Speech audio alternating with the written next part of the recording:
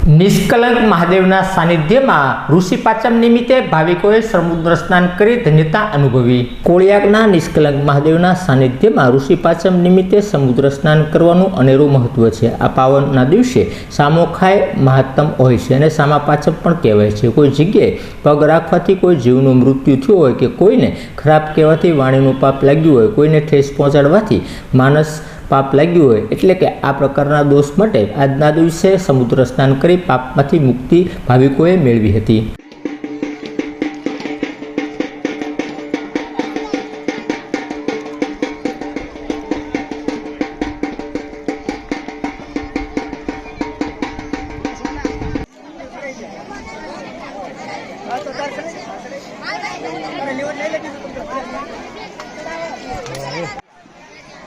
माँ तू काफी निकी कमो पूजा केवा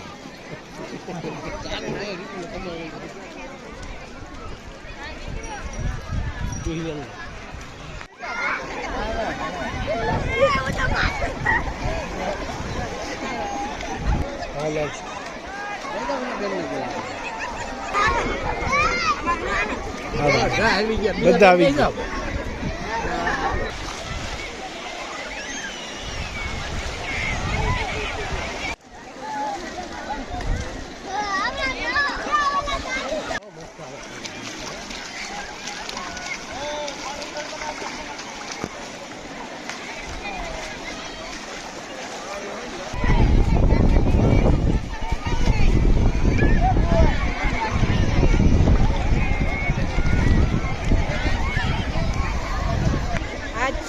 आज ऋषि પાંચમ છે એટલે આનું બહુ માથમ મોટું છે।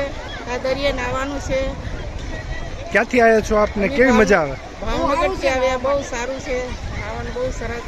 ઓકે, પોલીસ વિભાગ દ્વારા કેવી વ્યવસ્થા કરવામાં આવી છે? બહુ સરસ, બહુ સરસ, સારી આનંદ આવી ગયો નાવાનો। હું કુંભારવાડા વિસ્તારમાંથી ભાવનગરમાંથી અહીંયા આવી છું નાહવા। અહીંયા નિષ્કલંક મહાદેવ છે, અહીંયા બધા નાહવા આવે છે, કારણ કે બધા કહે છે કે અહીંયા 5 પાંડવો પોતાના પાપ ધોવા આવ્યા હતા। ત્યારથી અત્યાર સુધી અલગ અલગ જિલ્લામાંથી કે તાલુકામાંથી, ગામમાંથી અહીંયા બધા પોતાના પાપ ધોવા આવે છે।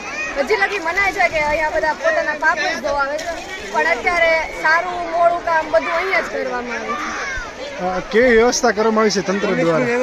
પોલીસની વ્યવસ્થા ઓલા દર વખતે કરતા આ વખતે વધારે સારી કરવામાં આવી છે, કારણ કે અહીંયા પહેલા તો વધારે ચાલીને આવવું પડતું હતું, પણ અત્યારે તો રિક્ષાની, ગાડીની, કોઈ માણસ ડૂબી ન જાય એ માટે બધાની અત્યારે વ્યવસ્થા